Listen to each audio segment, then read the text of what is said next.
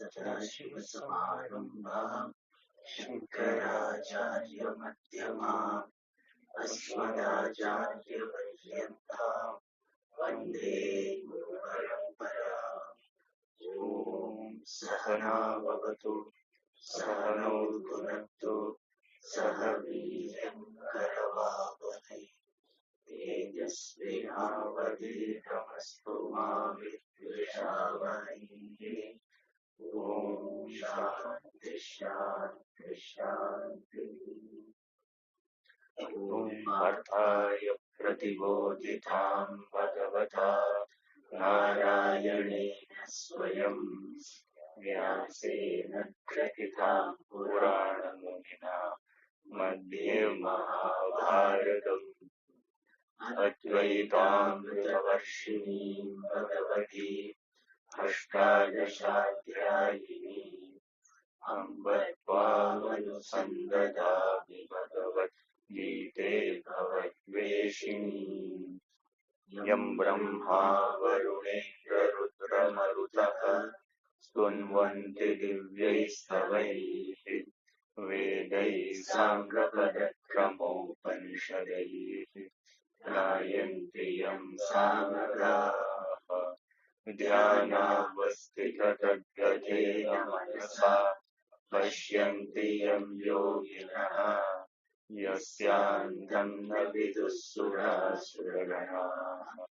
देवाय तस्मै नमः।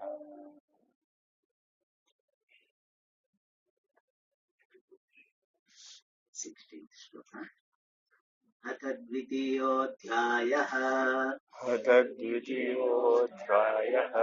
श्रीभगवानुवाच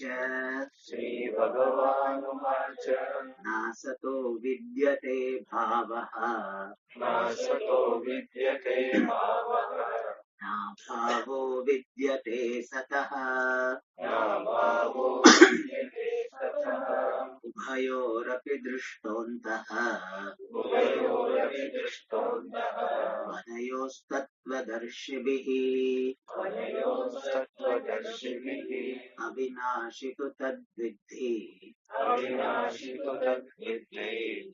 सर्वमिदं ततम् विनाशमव्ययस्यास्य न कश्चित् कर्तुमर्हति अन्तवन्त इमे देहाः नित्यस्योक्ताः शरीरिणः अनाशिनो प्रमेयस्य तस्माद्युध्यस्व Bharat.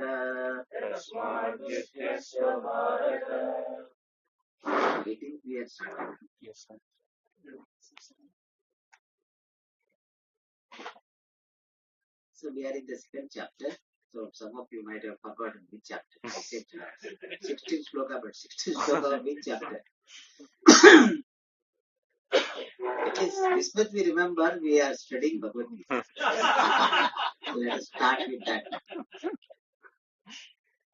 Bhagavad Gita, where Arjuna requested Bhagavan to give the solution to the problem of samsara. And Bhagavan gave the solution, suggested the solution in the form of self-knowledge.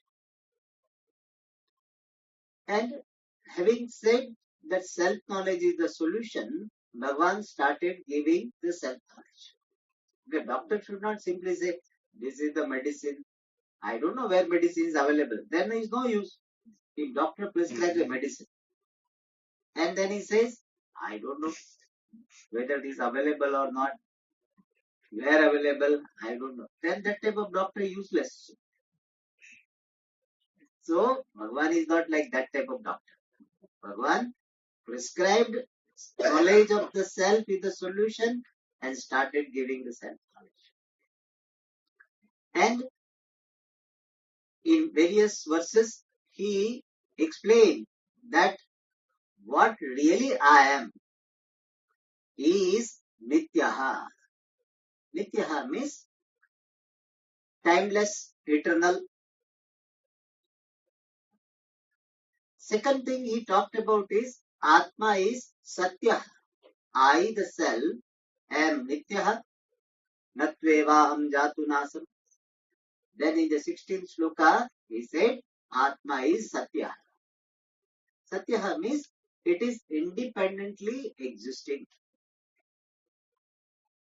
And in the 17th shloka, it was said that Atma is not limited to one body, which is the common thinking. Even though person may think that I am not the body, etc., I am Atma, but the sense of localization, I am located here, that doesn't go away so easily.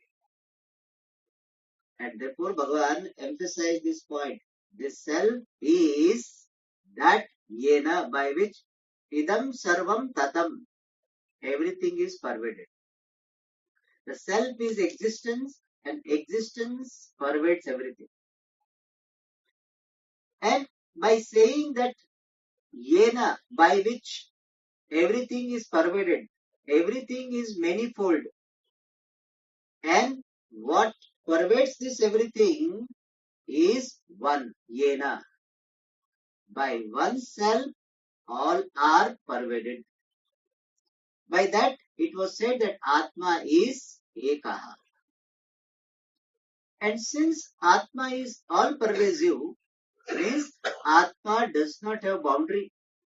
And when boundary is not there, form cannot be established. Form is established by boundary only. When we say this is square or rectangle, how? Based on the boundary. Seeing the boundary only, you talk about the shape. And Atma is all pervasive. Therefore, it is shapeless, nirakaraha. People always want to see what is the shape of Atma. Atma is shapeless, Atma is formless. And in the 18th shloka, which we have started in the last class, Bhagavan is talking about the nature of Atma and Anatma together. And it is said, Ime dehaha antavantaha. These bodies are antavantaha. Anta means the end, the death. Vantaha means endowed with. These bodies are endowed with death. These bodies are endowed with the end. Means they will end one day. This body will end. And it will end means what? It has got expiry date. However much you try, something, some fruits we keep in the fridge. Why? So that it can be extended. But in the fridge also after some time, it will spoil. After 1 year you come back. Sometimes we go out and by mistake we have forgotten. It will be rotten, it will be spoiled. And similarly, this body, however much you try, antavantaha, they are mortal. My body is mortal and the body of everyone is mortal. Ime dehaha, these bodies are mortal. And these bodies, uktaha, are said to be sharirinaha, belonging to the Atma. Shariri is the word used for the Atma. Why Atma is called Shariri? Shariram asti yasya saha shariri. One who has the body, one who is manifesting through the body is called Shariri. So this may look little contradictory because earlier it was said that Atma is all pervasive and now it is said Atma is obtaining in the body. So our answer is that when we say that Atma is in the body, what we mean is Atma is in the body also. It is not only in the body, it is also in the body. In fact, our spiritual journey is that I am only in the body, that is my present conclusion. Then Shastra will lead you to the vision that you are definitely present in this body, but not only in this body. You are present in all the bodies. bodies. And therefore, Sharirinaha Atmanaha means all the bodies belong to this Atma which is obtaining in the body. Like space is all pervasive, but space can be obtaining in a given pot. And he gets the name what? Ghatakashaha, pot space. Really space is all pervasive, but when it is obtaining in the pot, it gets a name pot space. Similarly, Atma is all pervasive, but when it is obtaining in the body, it gets the name Shariri. It is the body, it is the Atma which is obtaining in every body. Therefore, it is called Shariri. So this body, all the bodies belong to Shariri, Atma. By that, what is suggested?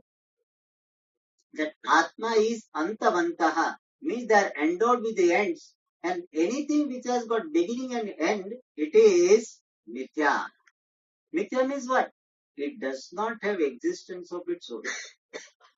If existence belongs to the body intrinsically, then existence will not go. The very fact that is sometime existent and afterwards sometime non-existent, it means existence is not its nature. And therefore it is Antavantaha, also suggests it is Mithya. And these Mithya bodies belong to Satya Atma. Because Mithya cannot remain without Satya being there. And therefore these unreal bodies belong to Satya Atma. And that Satya Atma is what? Nityaha. Nitya means what? Free from limitation of time, timeless. So bodies are Anitya and Atma is Nitya. The contrast between the Anatma, non-self body, and the self Atma is shown. And what is wisdom here? Wisdom is to accept the mortality of the body and own up the immortality of the self. That is wisdom. But ignorant people, what do? They complain about the mortality of Anatma, the body. Swamiji, body is going to die. My brother is going to die. My father is going to die. They will die, Swamiji. Why death, Swamiji? So, we complain about the mortality of the body and we ignore the immortality of Atma. That is the expertise of ignorant person. He does this what? He does not own up. He ignores the immortality of Atma and complains about the mortality of Anatma, the body. This is a typical samsaris lakshana. What they have, they ignore. What they don't have, they complain. Most of the people who are suffering in life, having all the time dukkha, one reason is this. You don't acknowledge what you have. Keep complaining what you don't have. What is there in your plate? 5 items. You don't acknowledge. But that item, this other person got 5. In avyal, 5-6 sabjis are there. So you did not get one particular sabji. So you complain. I did not get that. In my avyal, this sabji did. Okay, whatever you got, you enjoy. That also is good. Human mind is like this. What we have, we ignore. What we don't have, we complain about. And that is a sure formula for becoming dukhi. When insurance company does advertisement is what? Shanti guaranteed. Have you read this? Have you read this? Advertisement. Shanti guaranteed.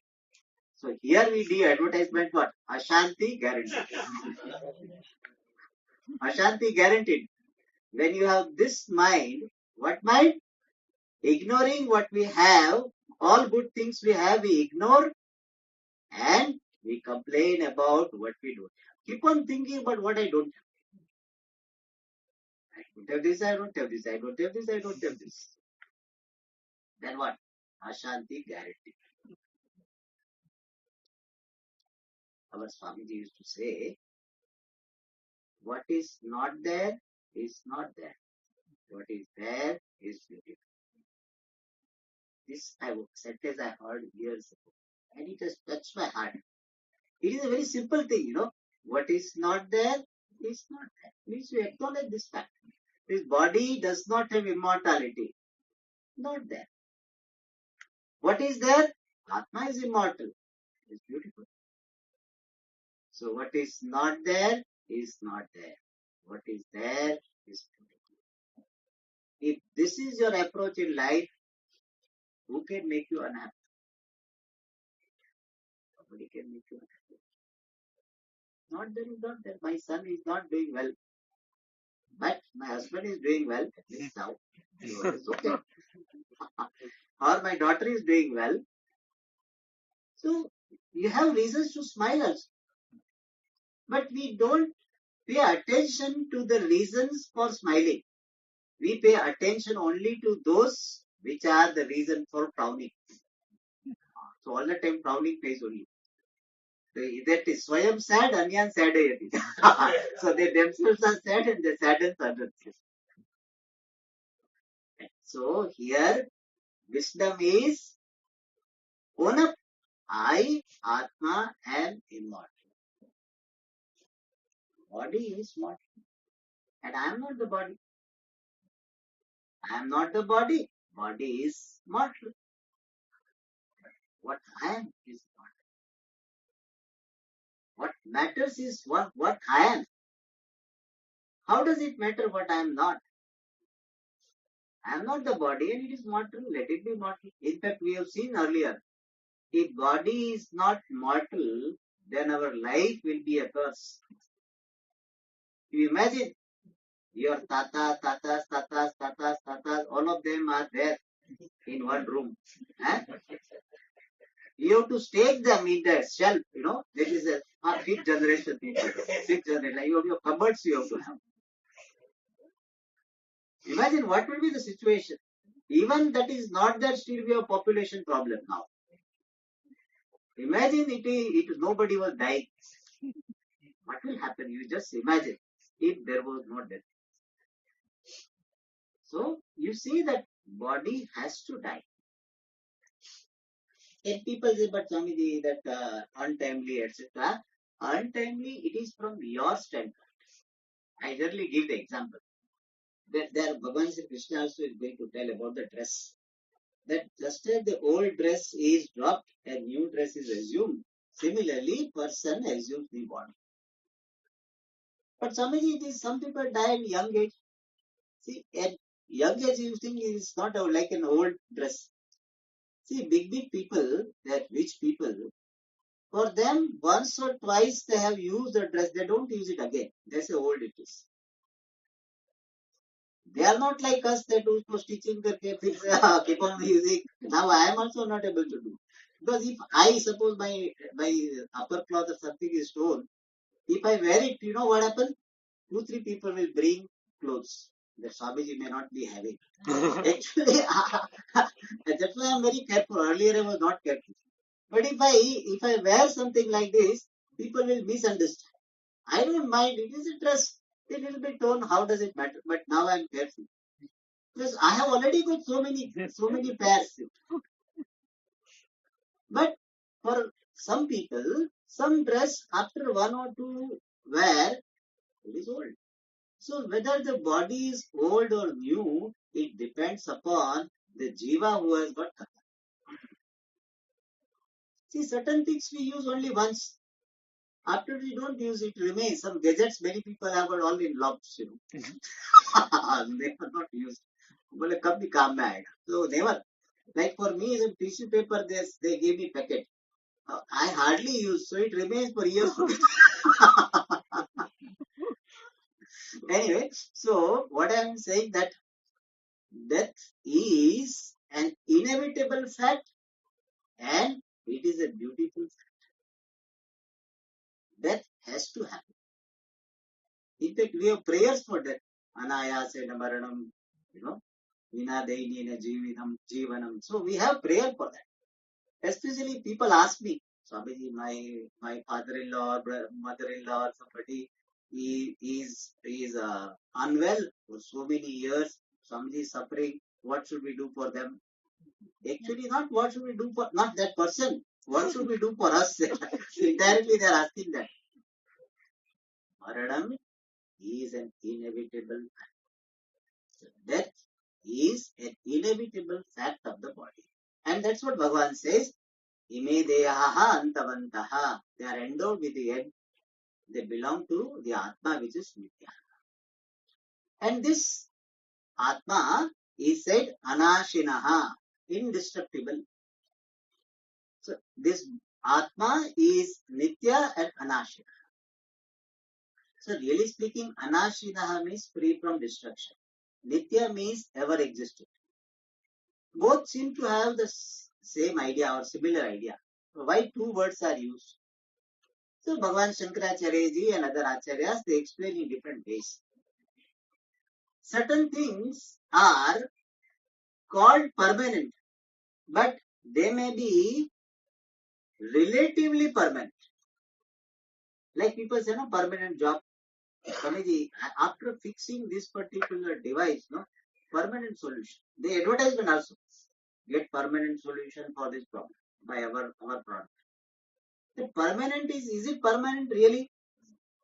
Nothing is not permanent. Your job is permanent. Somebody said I got permanent job. How can you have permanent job when you are not permanent? How your job can be? You as a person, you are not permanent. So how your job can be permanent? But we do say that. In olden days, that alliance, they said, oh, this boy has got permanent job. So that is like a plus point. Government plus permanent job. Probation is over. So we use the word permanent in relative sense. And since that possibility is there, that word permanent is used, nityaha, still it may be thought that Atma is permanent like my permanent job in relative sense, and therefore anashinaha means Atma is permanent not in relative sense but in absolute sense. Therefore anashinaha nityas. Another reason for this is this permanent also is of two types. One is the changingly permanent, other is changelessly permanent. And Atma is changelessly permanent. To convey this idea, these two words are used, anashinaha nityasya. And whenever we are studying about Atma, one thing we always remember. What? I am that Atma. We are not talking about some Mr. Atma, like Mr. Devadatta. Oh, Atma is Swamiji Nitya. Atma is Anashi. Atma is Satya. But I have so many problems. I don't know when will I die. So, contradiction. So, always remember, Atma is Nityaha means I am Nityaha. I am Anashinaha. I am changelessly permanent. You always subjectify, means you subjectify the teaching of Vedanta. Means you see it as your story. Always remember you are the hero of the story of Vedanta. We are not talking about somebody gossiping. We are not doing Atma is like this, Atma is like this. I am like this. Alright. The next word is used, aprameyaha. But simple meaning of aprameya is immeasurable. Means Atma is not having limited dimension. Immeasurable. That is one simple meaning. But technical meaning is it is not objectifiable by any means of knowledge. Prameya means knowable, object of knowledge. Aprameya means Atma is not the object of knowledge. Atma is not the object of knowledge. Then we may have the conclusion. What conclusion? That Atma does not exist. Because generally our understanding is something is understood to be is only when it is known. And that is, it is reasonable also. Otherwise I can get away with anything. I will say here one elephant is standing. But Swamiji, where elephant? Is aprameya. It cannot be known. He cannot accept. If I say there is an elephant, anaikatti, no? So elephant is here, standing. But you cannot know. You will not accept. So, generally, our understanding is, if something is, then it should be known. If it is not known, then it is not there. That is how this anupalabdhi pramanam works. Asti chet upalabhyate, na cha upalabhyate, ataha nasti. Something is, then it should have been known.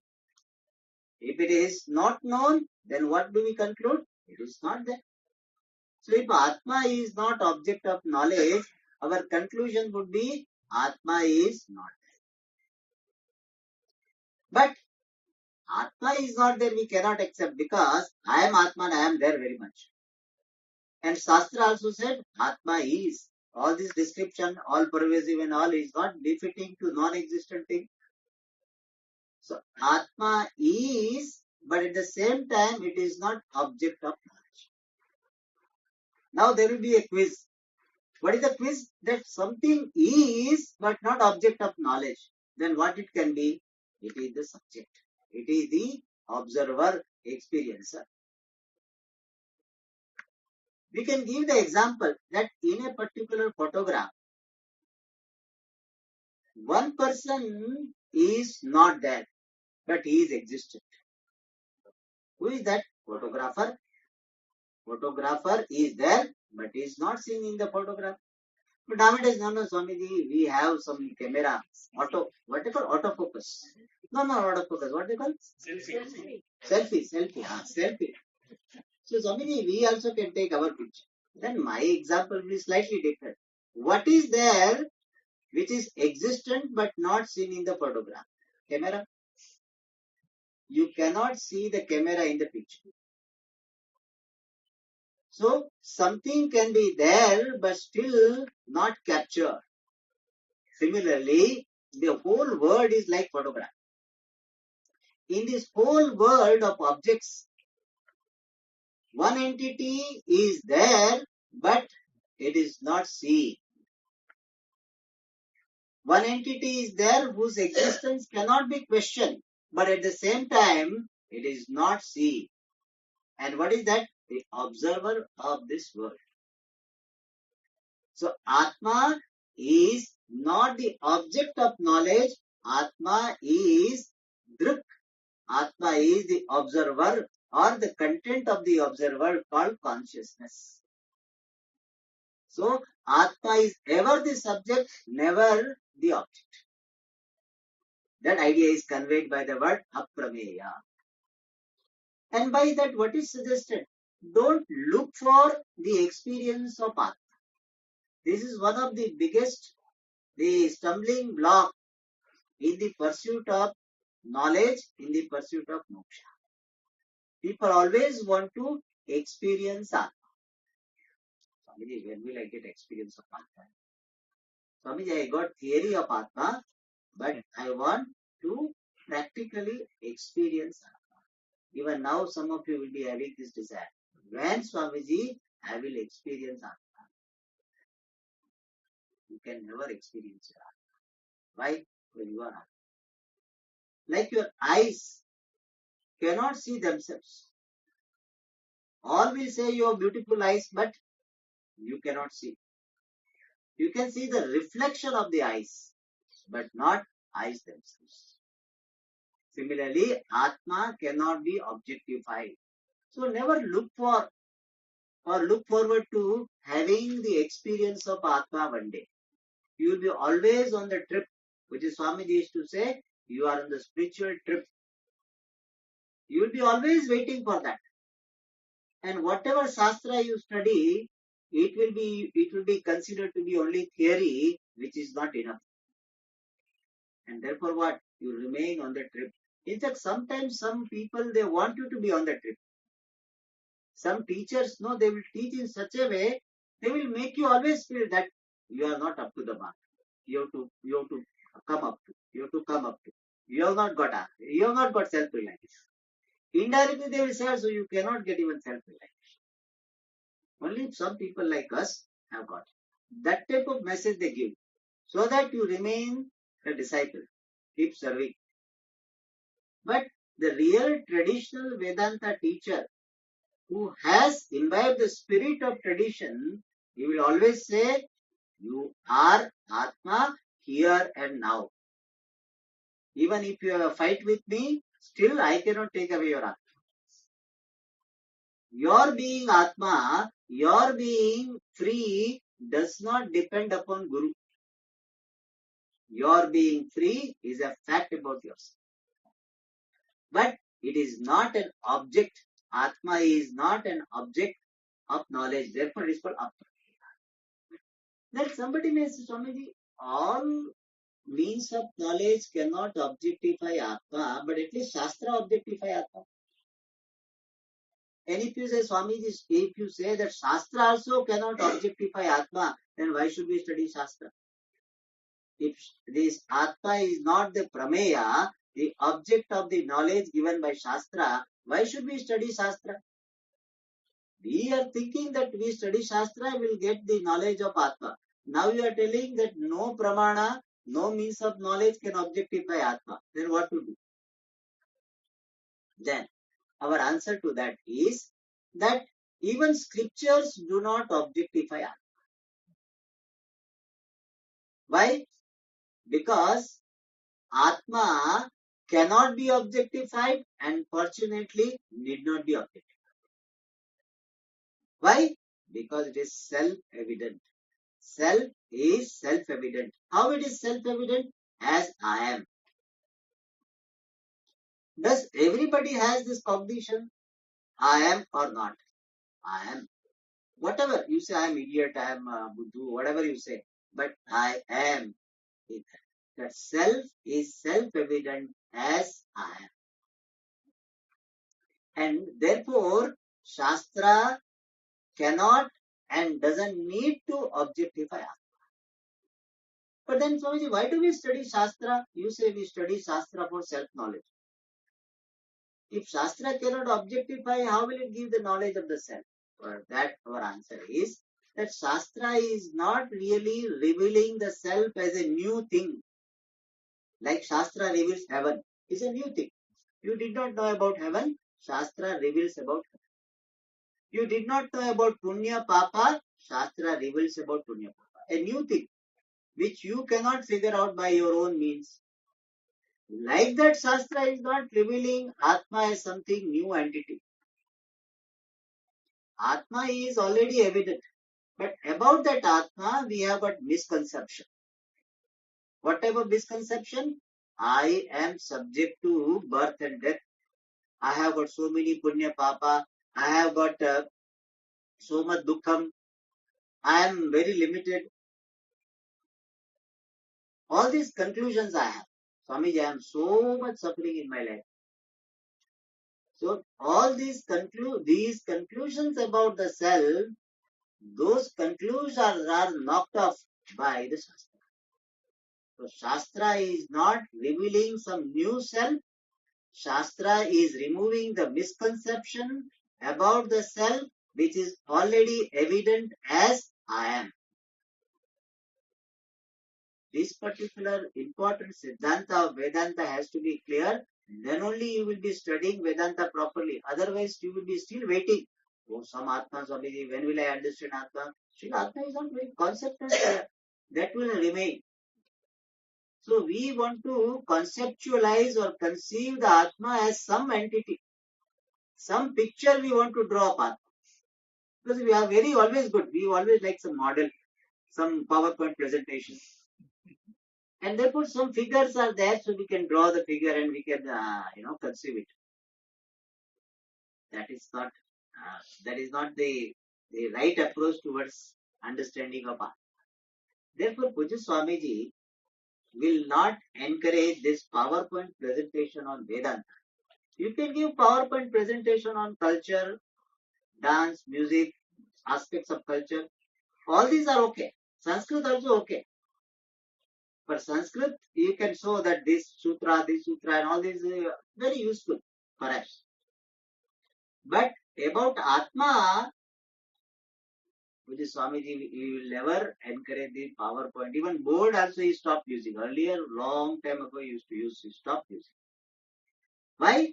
Because we will externalize the Atma. In our mind, some orientation will be that there is some Atma. There is Atma, some picture. Because something you have to write, and generally Atma will be represented by Om. So you will think that Atma is the shape of Om. So Om is Atma. That is not correct. Atma is I am Atma. Whatever I am calling I am, that I am is this representation of Atma. Atma is manifesting as I am. And that Atma is free from all limitations. That is the job done by the Shastra. So Shastra is only removing the misconception about Atma. Alright. Thus, in this shloka it was said, I, Atma, am free from destruction, free from limitation of time, not objectifiable by any means of knowledge. And now Bhagavan concludes temporarily this idea and said, Tasma, therefore. Therefore means what? Since Bhishma Pitamaha, Dronacharya, all of them are really Atma and they are not going to be killed. Your concern was that how can I kill them? How can I be a killer? How can I kill them? That concern is already addressed because they are Atma and Atma cannot be killed. And since you have got understanding which must have removed your wrong understanding about Bhishma Pitamaha and Dronacharya, therefore Yudhyasva. Yudhyasva means may you fight. Literally meaning is may you fight. This Yudhyasva is this word has created problem for some people. In Russia, I think this Gita was banned because he said Gita is promoting war. The word will be Yudhyasva and translation will be what? Fight. So they say Gita is asking you to fight.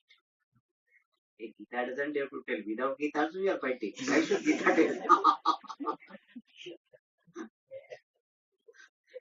So Gita is not really meant for fighting. Lady Gita, some Gita may be there, but not Bhagavad Gita. Bhagavad Gita. I hope somebody's wife, his name is not Gita. Yes, somebody. Anyway, so Bhagavad Gita is not really giving the message of fighting. The word Yudhyasva is a contextual expression. Yudhyasva should be understood as Swa Kartavyam Kuru. May you do your duty. In case of Arjuna, duty happened to be fighting, therefore it is said Yudhyasva. If Arjuna was supposed to go for puja and he in between he stopped, that Bhagavan would have said, what Pujayasva, he would have said. May you do worship. Whatever be the context, he would have said. In this case, context was of fighting the war, which was his duty. Therefore, Bhagavan said, Yudhyasva. This is one point. So, in our mind, that particular idea should go. That Bhagavad Gita is asking us to fight. Bhagavad Gita is not asking us to fight. Bhagavad Gita is suggesting us to do our duty well. That is one thing. Still, people may argue. There is another argument is little technical. And that is, Swamiji, it means after getting knowledge, we have to use the knowledge to do our action. So what is the path? Know and then act. So knowledge you get from Bhagavad Gita and based on the knowledge you do action. So this Bhagavad Gita is meant for what? Meant for making you act only. That also is not a right conclusion. Because Bhagavad Gita is not really meant for asking you to do if you are sitting quietly and if your role allows that. Bhagavad Gita doesn't ask you to get up and do. But the message conveyed here is, because of some misunderstanding, you are not doing what you were supposed to do or what you were about to do. Because of some misunderstanding. Then the misunderstanding, when it is removed, then what should happen? You will continue doing what you were doing. It is something like water is flowing in a pipe or in a channel, and in between some stone came. So what happened? Because of big stone, this water got stuck. Sometimes air bubble also comes. Air block. So similarly, some air block happened in pipe. Water is there in the tank, but water doesn't come. So when you remove that air block, what happens? Water starts flowing. We don't have to push water. Whatever you do for removing a bubble, you are not pushing the water. Similarly, Arjuna was ready to do his duty. If you remember in the first chapter, he said, let me see with whom I have to fight. Dhanurudyamya atha vyavasthitan drishtva dhartarashtan kapidvajaha pravrutte shastra sampate dhanurudyamya pand. He lifted his bow, and lifting the bow is the readiness, is representative, the sign of readiness to fight. Fight means to do his duty. So he was already engaged in his duty. But because of the problem of raga, attachment, problem of sorrow, sadness, problem of delusion, that activity flow was obstructed. And now, right understanding is removing that particular block. Then naturally what will happen? Whatever is supposed to happen, whatever was about to happen, that will happen. And therefore here Bhagavan is not really giving instruction to Arjuna to fight. Bhagavan is just giving his anugna.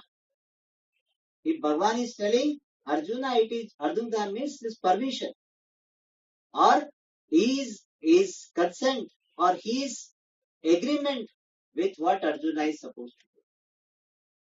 So Bhagavan is not asking Arjuna to fight. Bhagavan is just showing the fact that Arjuna, there is no basis for you to stop doing what you were supposed to do. And generally we give the example that how wrong understanding stops your activity, and when wrong understanding is gone, your activity will continue to flow. And we give this example when Swamiji has given. Somebody is cooking by oneself. Self-cook means cooks for himself. And he is a Bhakta Vaishnava. So he follows Ekadashi. Shaivites also follow, but Shaivite little bit less. So Pradosha they will follow more. Ekadashi very less. So this Vaishnava, he is following Ekadashi day. He does not cook at all. Only milk, when it comes, he takes. So one day he was about to start cooking. He started making the stove ready. On those days stove was only that mud, chulli. So he was about to bringing wood and putting water, about to do, and then his friend comes and tells, so you are cooking? No, today is Ekadashi. So he got his understanding what today is Ekadashi. So what activity he was doing, he stopped. Oh, today is Ekadashi, so cooking. Then he was talking like this with his friend. Then another friend comes. And then, how come today both of you are just talking? Generally this is the time you will be cooking. I thought you will cook for me also. I came and you are not cooking. He said Ekadashi. He said, who said Ekadashi? He brought Panchanga, Hindu calendar from his mobile. I have to change the example. And he said, Vaishnava Ekadashi is tomorrow. Smartha and Vaishnava also is there. Oh, so today is not Ekadashi. So what will happen? We will jump again. So he simply, the second friend who came, he did not ask him to cook. He simply said what? Today is not Ekadashi. The moment he said today is not Ekadashi, he doesn't require to be told you cook. Cooking will start happening. Isn't it? Cooking will start happening. So today Ekadashi is not there. The statement itself will lead the person to do what he was doing. Similarly, Arjuna was about to start his duty of fighting this war for the protection of Dharma. But because of this problem of Ragadveshas, though I am going to kill Bhishma Pitamaha and it will create papam, it is not proper, he got so much wrong understanding. And when wrong understanding is removed by Bhagavan, then what will happen? This wrong understanding based the blockage is removed and therefore activity will actually happen. That is suggested here. Yudhyasva Bharata. Bharata is the name of Arjuna.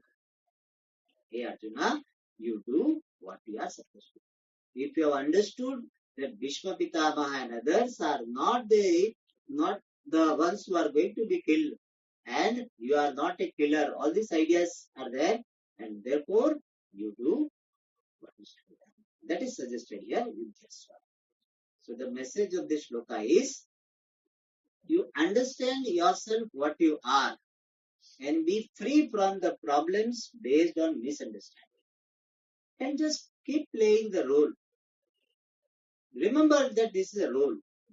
Problem happens because you are taking it too seriously. Remember you are a role. You are mother means what? You are playing the role of a mother. You are a father means I am playing the role of a father. I am a teacher means I am playing the role of a teacher. So Swami, I am teaching so sincerely, but people don't listen. Then you do. You do your job. You keep shouting. So when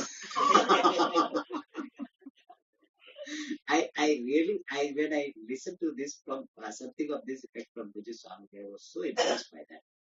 Pujya Swami had come to Baroda and something he was happening in Coimbatore, some slaughterhouse or something was to be started. And it is to be opposed by some people. So Swamiji said, we'll go and shout. Even though nothing is going to happen, we'll go and shout. I really love that. Knowing that it is not going to do anything much, but he said, we will do what we are supposed to do. Some years ago, maybe 25, 30 years ago, something in Coimbatore was to happen. And he said, we'll do. So we keep doing what is to be done. Our role is that. Our role is to do something in that situation. We do it. People are so concerned. Swamiji, I tell my son, keep on telling my son doesn't listen to me, my daughter doesn't listen to me, my husband doesn't listen to me, he doesn't take care of his health. All these very, very common things. Husbands very rarely comes and tell me that my wife, Swami, doesn't take care of her health. Very rarely. Husband, they have understood that they are there, they will take care of them. Very rarely, that also may be there, but this is very common thing. But I said, have you told them that you please take care of, please do this? Yes, Swamiji, have several times. I said, you have done your duty. You have done. Your duty is only up to that. You can suggest to your children to do like this. After certain age, you cannot force them. If they are 10 years, 12 years, you can tell. Once they are teenagers, you have to listen to them. They will not listen. They will not listen to you. They will say you are old generation person. They will say oldie. They will say oldie. You are oldies. So why should you hear all this oldies and all? Better you give your suggestion. Do your duties. Just play the role. Remember, I am just playing the role given to me. Situation has given to me. I keep playing. Every day you should tell yourself, I am playing the role of a father, playing the role of a mother, playing the role of brother, sister, but I also should tell myself, I am playing the role of a teacher. Otherwise, I take too seriously, then I also will have depression.